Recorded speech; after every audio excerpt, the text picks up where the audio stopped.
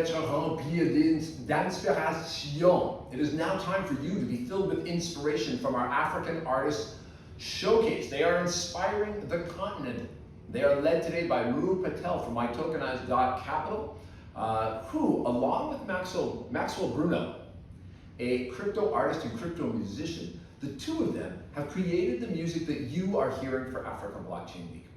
On this panel, they're going to be joined by Queen Diambi Karabutswila Chiyoyo Moata, Her Royal Highness Queen of the Bakwa Indu Kuwata Democratic Republic of Congo. She is also the founder of the Alika Hope Foundation.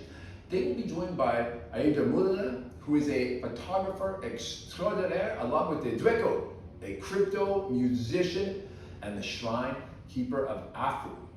Prepare yourselves.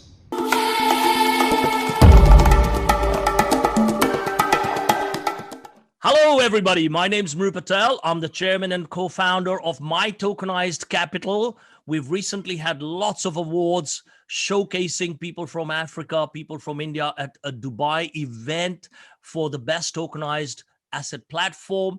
But it's not about me today. I am a second generation Kenyan. So even my father was born there, Indian origin. So I have a passion about how I can help the continent and India and Asia in a number of ways. And as a visionary from right in the early days of internet, I had this passion of connecting the world and to make in life a huge impact on at least 1 billion people's lives. So with that said, what I said on this panel, we would like to use each one of your stories. You guys have all got fantastic stories, and please say it out to the audience what your story is, and let's showcase what the continent's skills and talents are all about, okay? So with that said and done, let me just introduce each one of you one by one before we go in. So, Menelik, you are on my top left. Let's start with you. Menelik is a huge artist, and, you know, it's an artist with a difference where he does fiction, faction, but I will let him explain to you more about script and how he's using technology now to move on. So Menelik, over to you. Yeah, quickly, yeah, I'm an artist. I'm a French artist. I was based in France like for 40 years. And now I just moved recently in Yaoundé, Cameroon. And I was in a music business before in France. And coming in Cameroon, I started screenwriting, and my ambition is to make series here and films here in Cameroon. And the blockchain gives us opportunity to reach an audience and tell stories that is not the stories that are not told in other ways, you know, because it's a very tiny canal to tell stories as an African, and we have now with the technology the chance to make it wider and bigger. Thank you, Menelik. Aida is a very, very world-renowned photographer. She's had some of her works at some of the top art museums, including the Smithsonian's museum. But without overplaying it too much, I would rather Aida tell her story, because she's come from a very nice, humble background to what she is doing now. And it's a fantastic story. Also then moving into the technology space soon. Aida. Hi, everybody. My name is Aida Mulune. I'm a photographer and artist. It's really a pleasure to be on this platform. I'm a big supporter of technology and also moving Africa to the future.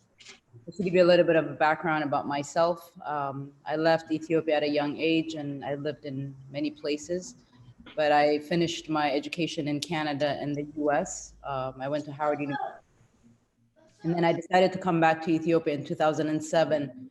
As a photographer, as many of you know, the misrepresentation of our continent is one of the key issues, I think, as far as moving our continent forward into the future. And having worked at the Washington Post and different publications, I actually started out as a photojournalist before I became a fine art photographer. So when I returned to Ethiopia, my key goal was how do we develop visual communication for change? How do we develop young talent, not only to excel in our country and our continent, but to actually excel globally so that we can compete with the international market of photography. And as many of you know, without photography, there really isn't a whole lot of what we can promote forward. So as it relates to my artwork, I'm in the permanent collection at the MoMA in New York, Smithsonian, there's several institutions. But I am a big supporter of really moving forward photographers into the international market, as I mentioned. And through that, I have created the Addis Photo Fest, which is actually the first international photography festival in East Africa. And currently, we're actually one of the biggest festivals in the continent. And being on this panel is really to have this discussion of how technology can make an impact for art on our continent, and how this is such a key component for us not to miss this opportunity for us to sort of move forward within the future. Thank you. Fantastic. Thank you, Aida. Just 1 second, everyone, as well. Thank you, Aida. So now we have Maxwell Bruno, my young Kijana friend. Salama, habari gani, habari ya Kenya, habari ya nyumbani. So my Kenyan friend. My Kenyan friend is an amazing artist and a musician. And we are working together on an amazing business model for the local, as we called it, the matatu service over there, the bus service, which will really change the landscape of transportation with loyalty points and things like that. But he will talk more about that. I will not steal his thunder. And Maxwell, over to you. Well, hello, guys. My name is Maxwell Bruno. I'm a Kenyan. I'm also a musician and an artist.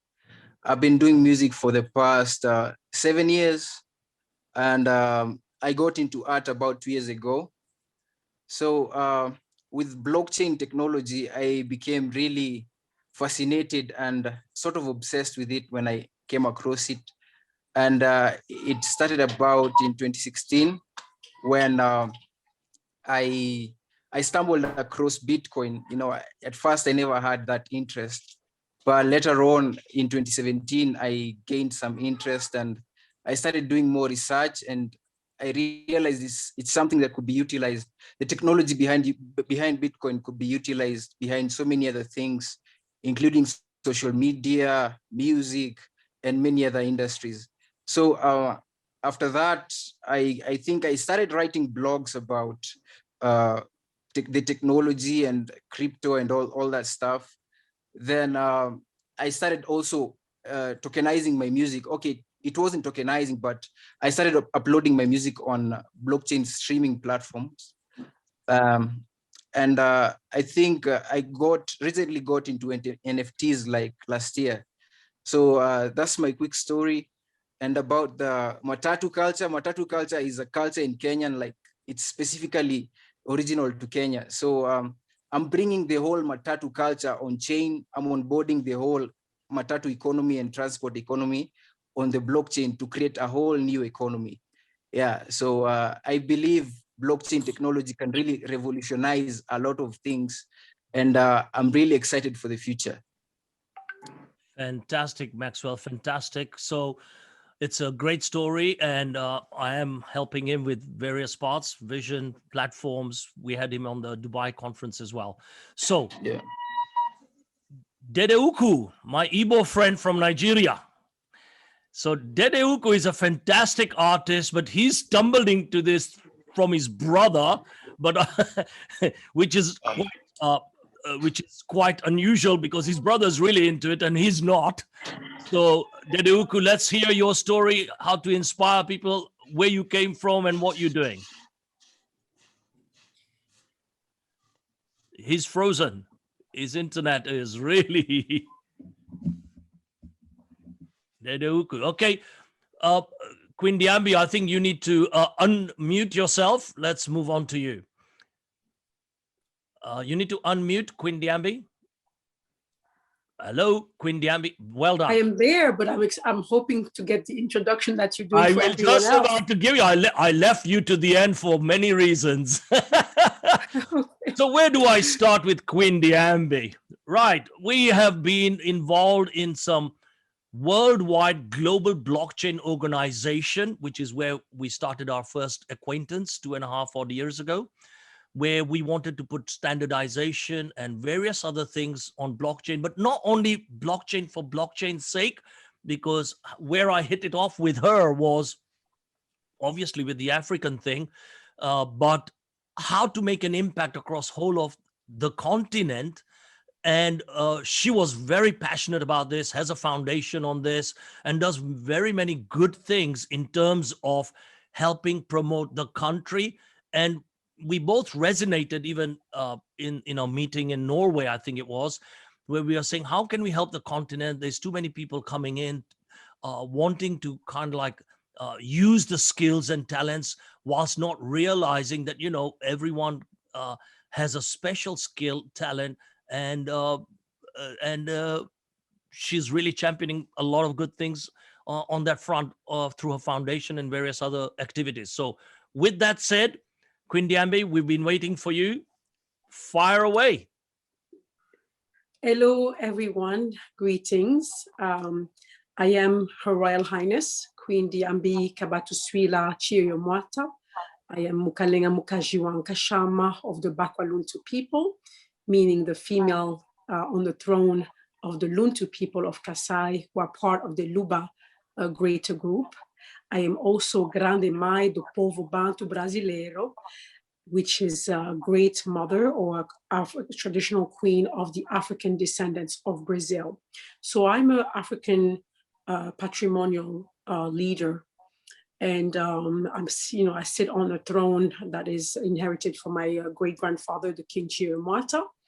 And it's a great honor and privilege to be here with the masters of the arts that I respect highly, those high priests of the arts, photography, music, visual arts, and everything else, you know, because they are extremely important, because they are those who carry on the deposits of all the information that we have in our culture and encode or decode it so that it can be, ingested by most people in the communities and abroad.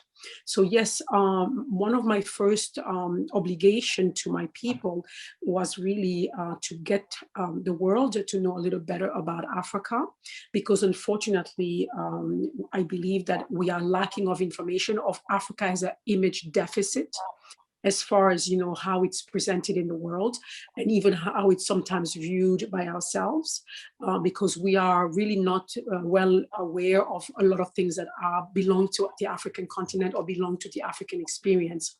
I grew up in Kinshasa, so I'm from the Congo Democratic Republic of Congo. I grew up in Kinshasa, where I really didn't learn much about Africa per se. It seems like our story starts with colonization, almost, and we don't even speak much about what happened before colonization happened. And then, of course, we don't know anything about much of the antiquities, much of the time of the great imperial Africa, a lot of the information about all the contribution, amazing contribution Africa has done to world civilization.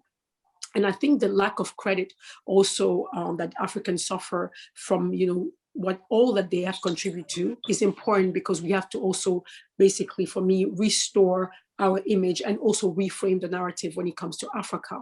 So I don't like the idea that Africa is the catch-up continent, and it's like, oh, we have to catch up with everybody else and see how we can integrate everybody else's system. I think that it's time, and with enough experience and with enough perspective, we can understand that Africa has much more to offer, and also has to be leading its own definition of what success looks like for Africa, for the African people, not just on the continent, but also all the African expressions that are out there.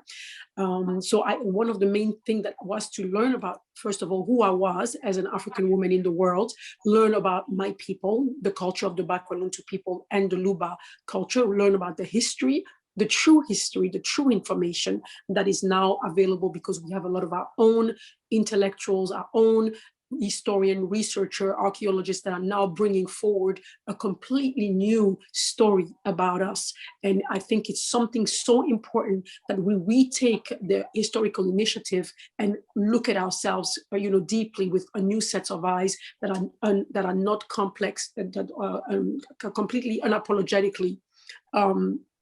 I'm sorry, somebody tried to call me, completely unapologetically African, where we have this new take on who we are, and we integrate all the different expressions of what it is to be an African today, because it's extremely complex. We have, of course, a continent that is the most diverse in the world. Even in terms of just our DNA, we have the most diverse DNA that exists on the face of the planet, just within the African continent.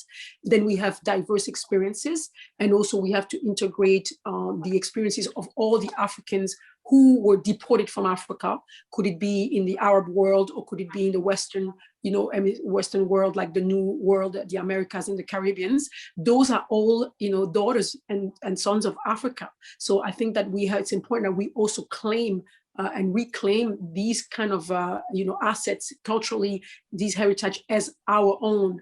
So the first work really was about, reframing and going out there to present an Africa that is not the ancient Africa, because I am not stuck in the past, but to also value our cultural, patrimonial heritage, historical heritage, and build upon it, and not neglect the fact that we have had 200,000 years of life experience on the continent, and that counts for something, especially that we have mastered so many domains. And here we have even artists here that I call the masters of the arts. We have mastered those domains for thousands and thousands of years. We are the brains from which mathematics comes out, medicine comes out, architecture comes out, and so much more that I don't want to cite here. So for me, to really reframe the narrative about Africa is essential, not just for Africans themselves to redefine themselves with a lot of pride and courage and understand their resilience, in rapport of the very brutal history that we've gone through for a couple of thousands of years now, but also for the rest of the world to understand that Africa is the partner to be respected, is a partner that can come with a lot of very creative and innovative solutions, and maybe reframe a little bit the future of how we live in harmony on this planet. So I believe Africa has a lot to offer. And on that effect, why technology? Because technology, we're talking about blockchain. Blockchain technology is also coming from an African mind.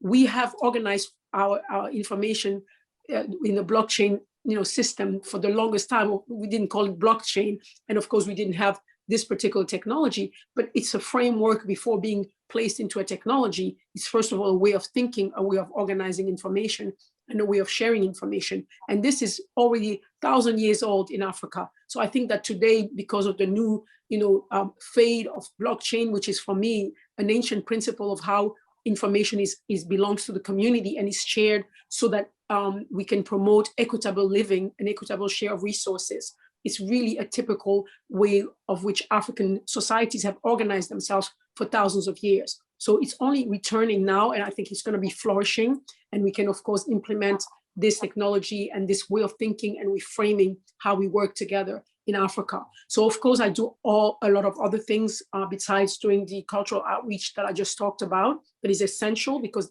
Africa needs to heal. And Africa needs to reaffirm itself as a leader in the human experience. But also I do a lot of other projects that are non-for-profit projects where I have... Let's get into those in a minute in the question answer, because some of those projects that you do are very useful also yes. for the panel here and for the international community as well. Yes. So thanks a lot. I have for-profit projects, yes, and I have also non-for-profit projects. Correct. But all of that always in the mind frame that the African have to decide for themselves and have to recreate the whole framework of how do we engage with everybody else, that we don't just sit there and expect everybody to set the rules for and the standards for who and how, what best work for Africans. Africans have to take the lead on deciding how things are done for the better of them, and not necessarily calculate models of developments that are absolutely not only not working for the whole planet as a whole, but really would not work for Africans, in the framework of their culture. Perfect. Thank Perfect. you. Thanks, Queen Gambi. Dedeuku, we've got you back. Are we gonna lose you this time? You got your internet sorted out. So, very briefly, Dedeuku, great artist and a musician. So, before we got cut off, over to you. Let's hear your story. Yeah, I do apologize for the network. It has been terrible here for days now. So I'm Deduku, and I am the shrine keeper of Afribo. So it's a pleasure to be here, and big shout out to everybody. So Deduku is actually a sound I discovered in me last year through the help of self-realization. You know, it was during the pandemic, but I'll still get to that. I believe I need to start from the story, my blockchain story, how I got into the space and my musical journey. I have actually been doing hip hop rap for about 11, 12 years now.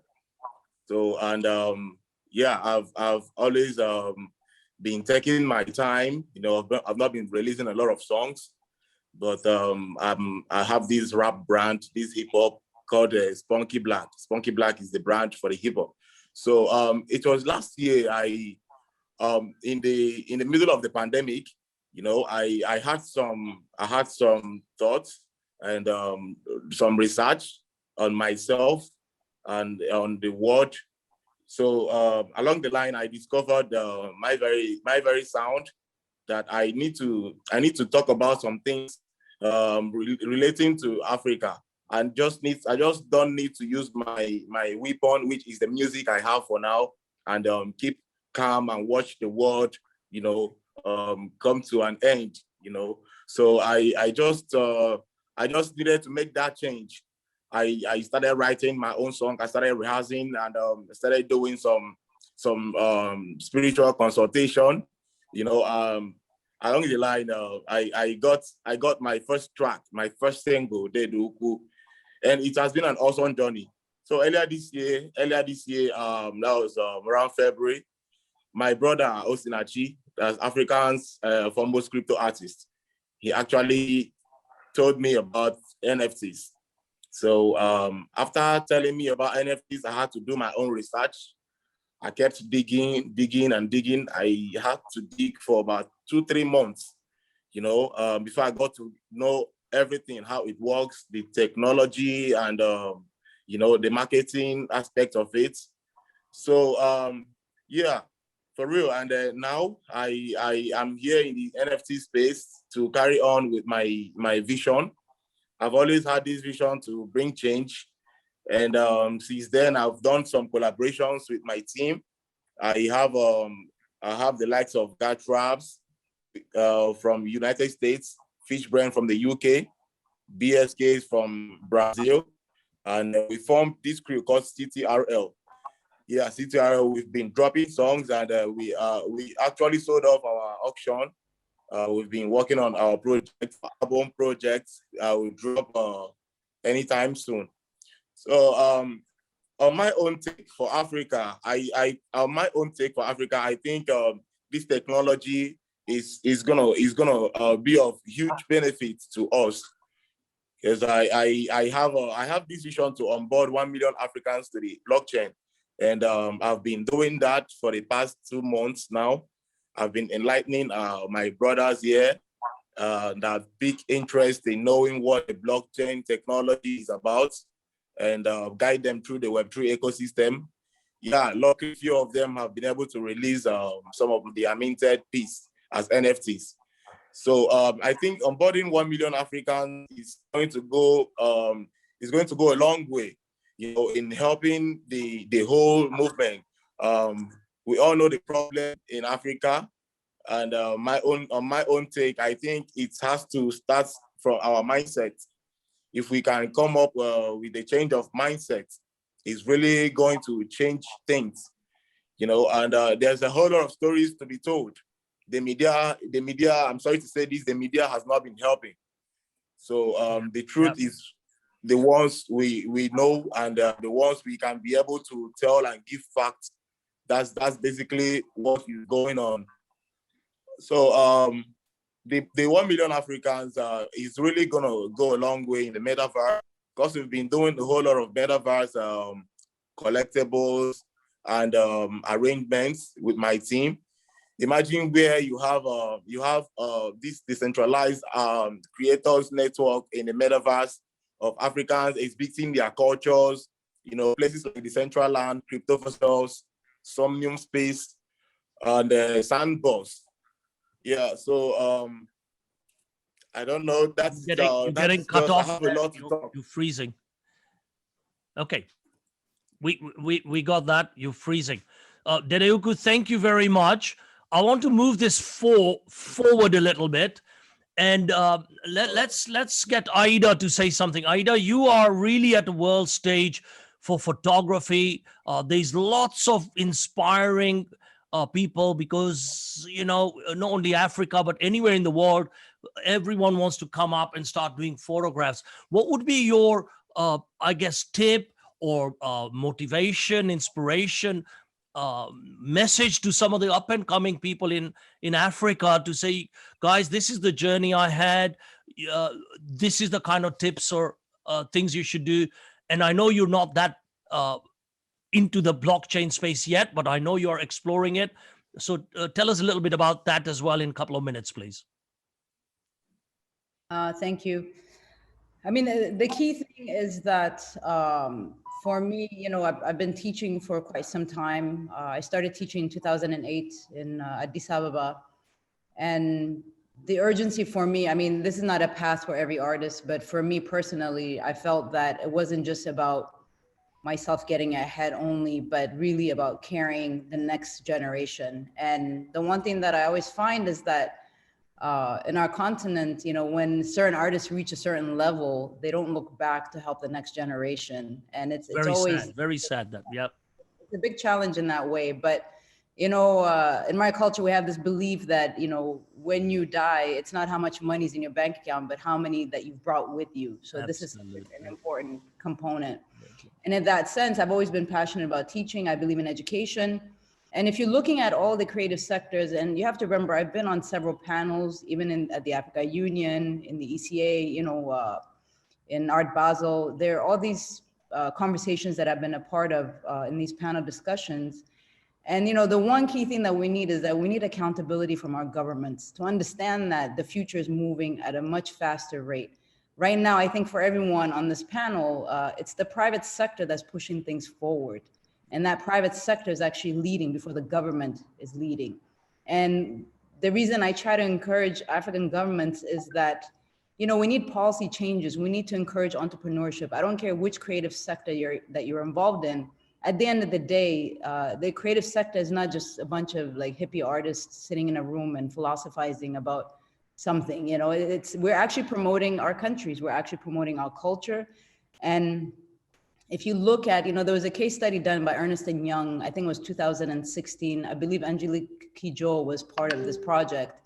And, you know, they did a study of the economic impact of the creative sector. This is looking at cinema, looking at, you know, visual arts, performing arts. And there's a significant contribution in this regard. And so for any of the young artists that are trying to get into the creative sector, you know, it's a valid point to enter. You know, I know that as Africans, our parents are always telling us we should be engineers or doctors or what have you, but we are part of society. You know, we are part of this conversation, and we are, you know, as photographers, we are the witness for the future generation. I mean, one of the key things that I always find disturbing is that our continent is often documented by foreigners, even historically. But this is a generation that is quite prolific. I do believe in the youth. I believe that what anyone needs is a small opportunity. And in that regard, I think for any of any visual or performing artist is, you know, it is a valid form of professionalism, but you have to understand the business side of it. It's not just about creating work, but it's actually about strategizing into your career. Do you want a short-term career or do you want a long-term career? And then you have to really, like, this is a generation that has access to information by the simple act of a phone. We didn't have this when we were coming up in my generation. So that means you have access to a lot of information. You have access to learn as much as possible from the world. and really strive to be not just the best in your city or your country, but you need to strive to be the best in the world. And as Africans, that's what we need to do, not to limit ourselves into thinking how far we're going to reach, because we've seen it, we've gone quite far. And I get tired of the media always talking about our problems, but we also have our successes as well. And that's my job from my end as an artist and a photographer, to show the other side, because we can walk into anyone's house and you can have both the negative and the positive, but we cannot no longer in this generation be the victim of someone else telling our stories. We are the ones who have to tell the stories. Yeah, well done, Ida. I mean, that's my speech for today. So I just no, because I mean, this is how Queen Diambi and myself, we connected, because the three of us, there's lots of common words, right? So that's why we are talking like this over here, and that's why we connect, and that's why we had this very long discussion even this morning on chat. But let me say something. What you picked up on, and we all did, was talk about the successes. What we have over here on the panel are world-class musicians, artists, photographers, script artists, people with a lot of talent. And look at them, coupled with Queen Diambi and her international presence across all types of sectors. It's not just traditional going around doing ritual cultural things, but she's on the platform on blockchains, world policies, infrastructures, things like that. So Africa needs to be treated properly. I mean, look at me. I speak 6 languages. I'm literally an international citizen, 6 residences. Yet I call myself more African than I do Indian, right? Because even my father was born there. So we have to go out and talk successes. I'm from a little town in Kisumu on Lake Victoria. The people in Kisumu are really proud because they see another Kisumu boy doing this. So all of us over here, we need to have hundreds and thousands of role models, dare I say it, so it can inspire people to say, look. And the one thing I like about Africa and Africans is, you can just say which town you're from. You could be in blockchain, you could be in crypto, you could be in street cleaning. You still connect. You still connect in helping people. So that's my message to everyone. Don't feel shy of reaching out to anyone on the panel, listening to our stories. With that, let me get to Menelik. Menelik, you have a specific message, because you are not really into this drawing and painting. You've got a creative story and scripting way of doing things. There must be lots of people who see this even at a school level. What kind of tip would you give them, very quickly, because we've got 10 minutes left, on how they can start that journey? I had to say that we live in a wonderful period right now, because I have the chance to be very successful in France, in music industry, and I decided myself to learn the film industry and trying to break out in this industry. So I decided to come and make hit here in Cameroon, because I'm born in Cameroon, and my wish is to create like an industry and how to say that, it's not just having an idea, but bring people with you. And in the film sector, in the film industry, here it's like just the beginning. We have a lot of will, a lot of needs, a lot of envy, and it's time for us to tell our stories in an international level, because we can't continue to make movies just with our phone or just with our cameras, but it's not professional enough to reach an international audience. And that's why I'm trying to bring here, to be more professional and bring people together to be stronger with the numbers, And so I decided, I wrote a future, and now I just finished a series named Ghetocracy, and I'm trying to make young people be more empowered, you know, and you know, the movie media is extraordinary because you can teach people.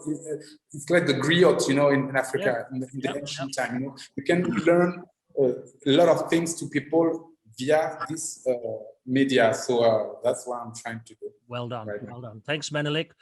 Let me get back to Bruno, but very quickly, Bruno. So the project Bruno talks about, that Matatu service, caught my eye.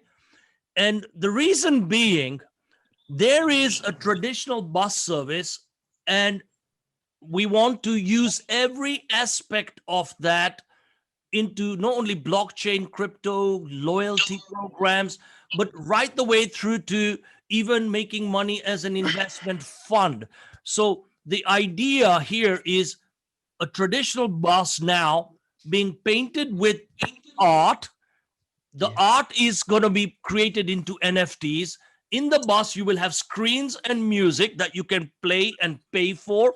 Or if you are a member of the NFT owner, you become an owner of that bus service and you get various loyalty points, free rides, discounts, music, art pieces. So we fractionalize that ownership into a fractionalized NFT and bring the community in with various loyalty, free rides, giving back to the society for growth, for agriculture, and various other things like that. So we've been developing this idea, and I want Bruno to give a very quick 1 minute, Bruno, on what's the big shout out? How much do we need to collect? And what's it going to do to change people's life? Because it's not only for the average person who uses the service, but using technology, art, music, culture into a combined business model. This is very inspirational. I haven't heard of anything like this, by the way, in the whole world, and I speak around the world. And I'm sure Queen Diambi, she's smiling with pride, by the way, and I know her really well. So she hasn't heard something like this either. Do I get a thumbs up from you? Yes, Queen Diambi? Yes. Well done. Maxwell, go for it. Well, okay. First of all, I'm really honored. I feel really honored to be with all of you. You know, you're probably older than me, so we are all equals. I think of it like that all the time. Yeah. So I'll talk real quick about the culture. The matatu culture. Matatu is basically a transport bus that was introduced back in the 1970s in Kenya, and people used to pay 3 cents for it. Hence the word matatu. Matatu is a Swahili word that translates to 3. So with matatu, they evolved to be something else in the 2000s. You know, they started introducing these cool-looking transport buses with awesome graffiti, sophisticated lighting, screens inside, loudspeakers, and you know, this kind of culture started attracting youths, and mainly it became a huge thing to the point like every year we have awards to award the best looking matatus, the well-behaved matatus, you know. So I sat down after I got into NFTs around August last year, and I was tokenizing art. You know, I sat down and thought, what could I do? You know, art. Okay, art itself is a utility, so art doesn't need utility. But how can we extend this to something else? So I came with the idea of tokenizing art in the form of culture, and in turn give art some utility, or rather NFTs some utilities, because most NFTs are either art or collectibles. So I was thinking outside the box, and it started as something little, just tokenizing a piece of matatu, and the idea started flowing, and I thought we could do something big with this, you know, like we could rent the graffiti spaces as art spaces, you know, like the painting on the matatu. Anybody, you tokenize a lot on the matatu, anybody can buy that space and you know, request any form of art they want. It can be an artist, it can be a collector, and then they could resell it later on because blockchain allows for that.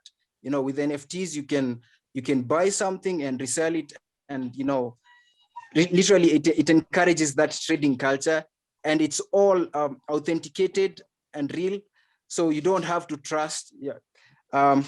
Also, another thing I thought is that people would learn about this culture at a higher level. You know, I was trying to teach the world about my culture, and this was a unique way to bring it outside, since I have the worldwide platform, you know, the blockchain platform, and it was much easier for me. Sorry, the lights went out. Okay, just wrap up, yeah, Maxwell. But yeah, that's running out of time. that's roughly about the Matatu culture. So another thing I plan to do is release Matatu collectibles. Now, not just the art now, and then tie them to real Matatu, you know, and then since the blockchain allows for sharding, I can break them one Matatu into fractions, and people can trade Matatu shards. So liquidity will come from the transport fare that a Matatu will be bringing in, you know, and also I believe this project is gonna at least employ drivers and conductors, and yeah, that's roughly we're transforming Africa. Yeah. And my local community. That's what I plan to do. I'm thinking big, and I think anything can be achieved. Well done. Really sorry about the light, guys. Not a problem. Thank you. Okay, with that said, let me just go on mute, Maxwell. Yeah. So with that said, again, just to wrap up, the platform we have built exactly brings all of this together to give back. So imagine Facebook, YouTube, Instagram. When we, the readers, are watching, reading things, we don't get anything for it. People like yourselves and me who post so many things, we don't get anything for it. So the tech companies are making all the money. I have disrupted that and said, you know what? All the advertising revenue, all the sales. So imagine an Amazon plugged into that will be shared 80% out back to the community. So even if someone is doing a like or a comment, they get money. Even if it's $1, they can eat in the places we are talking about. And anyone who sees any information, they get readers, they get tokens. So that's the way I'm helping the continent to be disrupted and Asia to be disrupted, to give back. We all talk about education. We all talked about the same morals. We all talk about giving back to the community. We all talk about education. So that's the whole platform. Give it back. 80% is going to be given back. So everybody can grow. 1 billion people, even if they're doing a like, comment, share, buying a small thing, whether it's on a shard basis, rent basis, everyone's getting into the action to make the community more viral. So with that said, we've run out of time. I want just one, maximum 3 words, okay? Maximum 3 words of what you would say to the audience in their journey forward. 1 or 3 words. What would you say? Do X, Y, or Z to forward their journey.